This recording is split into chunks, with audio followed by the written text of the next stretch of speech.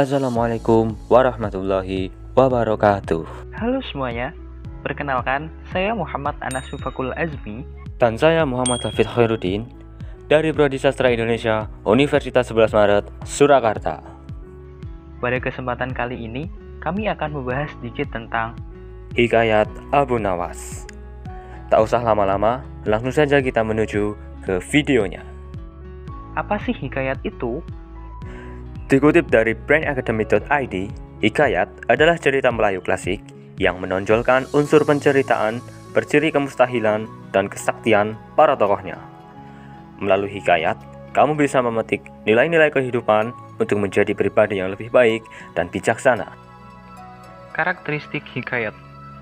Sebuah karangan dapat dikatakan sebagai hikayat apabila memiliki ciri atau karakteristik sebagai berikut. 1. Kemustahilan. Baik cerita, tokoh, dan latar dalam hikayat mengandung kemustahilan. Dengan kata lain, hikayat tidak logis serta tidak bisa diterima oleh nalar. Contohnya, air susu harimau dapat menyembuhkan sakit mata yang diderita seorang putri kerajaan. 2. Tokoh sakti. Tokoh-tokoh yang terkandung pada hikayat biasanya mempunyai kemampuan seperti di film superhero.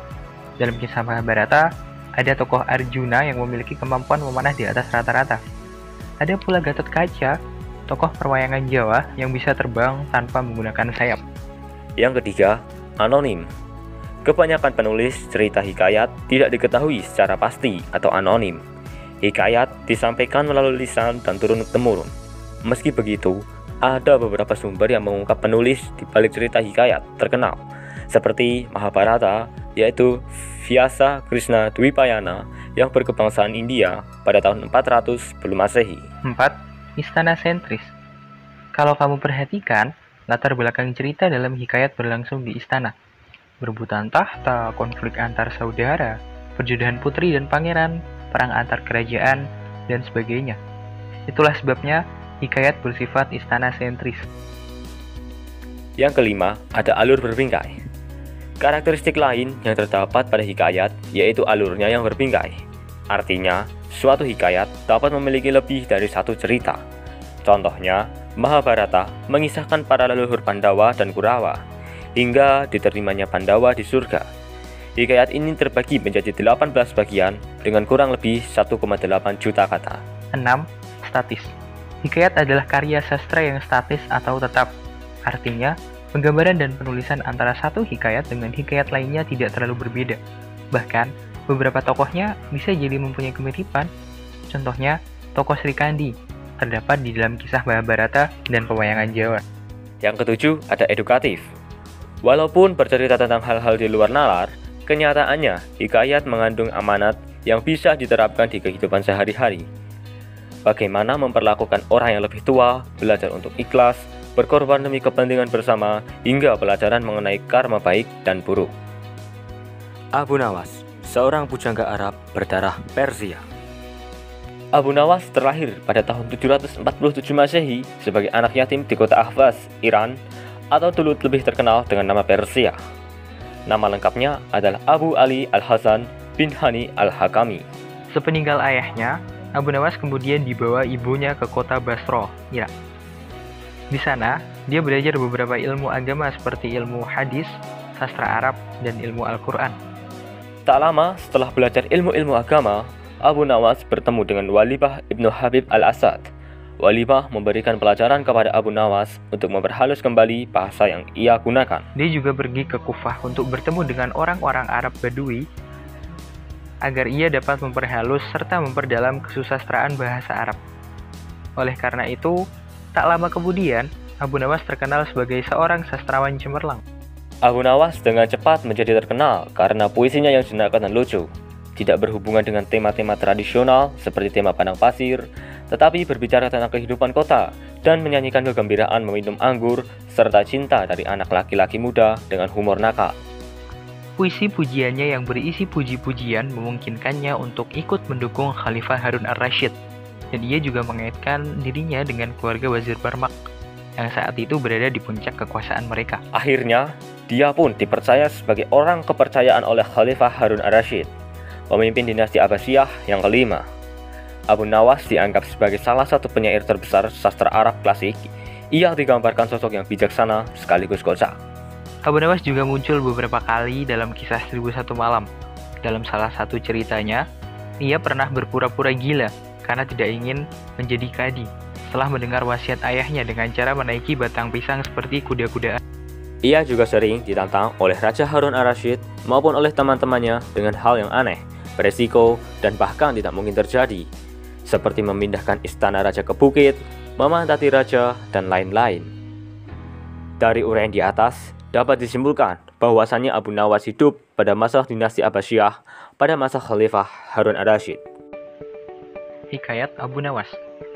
Sebagai seorang pujangga, Abu Nawas juga terkenal dengan karyanya yang berupa hikayat.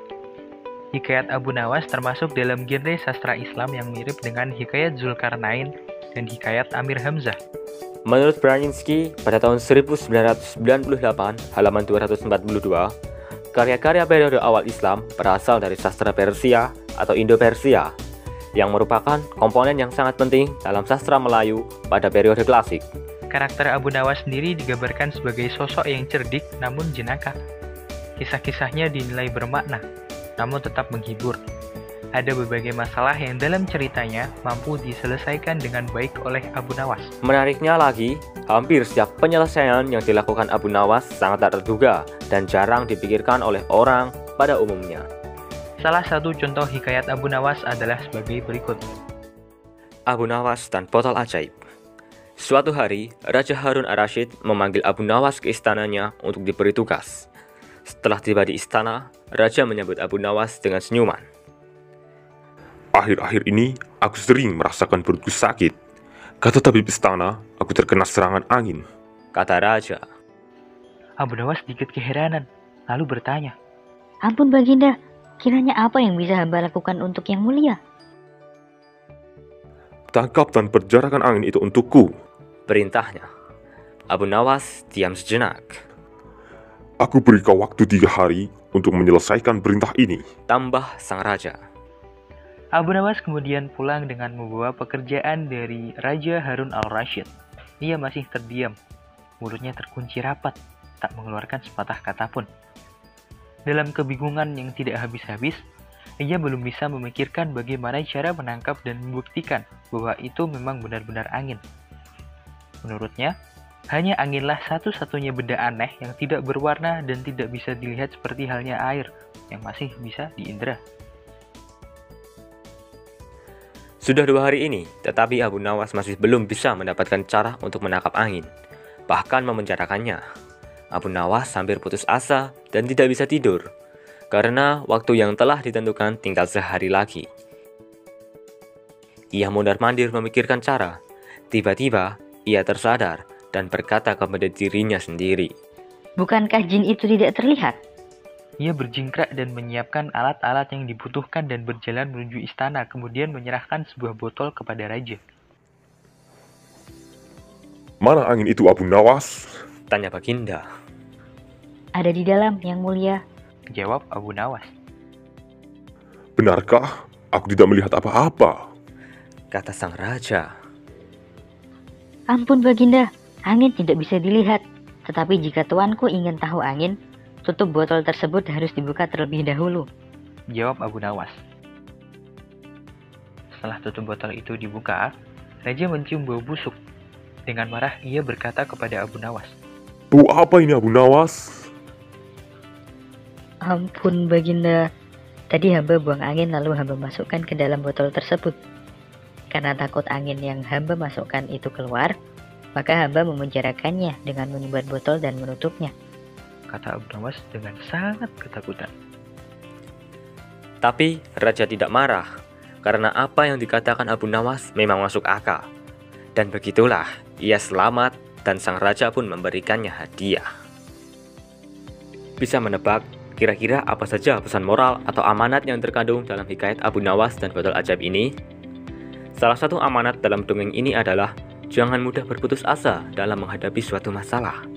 Teruslah berjuang dan pantang menyerah dalam mencari jalan keluar dari setiap masalah yang kamu hadapi.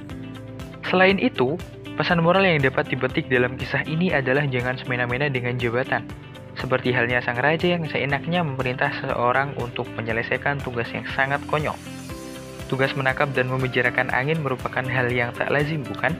Untung saja, Abu Nawas punya banyak akal, sehingga ia bisa menyelesaikan tugas dengan baik dan terhindar dari hukuman. Selain unsur intrinsik, kisah ini juga memiliki unsur ekstrinsik yang bisa disimpulkan dari cerita hikayat Abu Nawas dan botol ajaib ini. Sebut saja nilai-nilai yang berlaku di masyarakat sekitar pada saat itu, termasuk nilai budaya, sosial, dan moral. Selain itu, dalam hikayat tersebut juga terdapat bagian yang bisa dibilang jenaka. Hal tersebut memang sering dijumpai pada hikayat karya Abu Nawas, yakni dengan menyisipkan hal-hal jenaka di dalam hikayatnya. Lantas, mengapa dalam hikayat Abu Nawas selalu menyisipkan hal-hal jenaka? Jawabannya adalah karena sesuai dengan karakteristik dari Abu Nawas sendiri yang jenaka.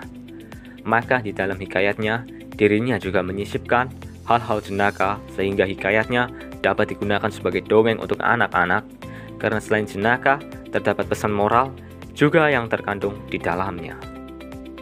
Demikian yang dapat kami sampaikan. Akhir kata, saya Muhammad Anas Fifakul Azmi Dan saya Hafid Khairuddin mengucapkan terima kasih, matur suwun, thank you, syukron, gracias, merci, dan sampai jumpa lagi. Kami berdua pamit undur diri. Wassalamualaikum warahmatullahi wabarakatuh.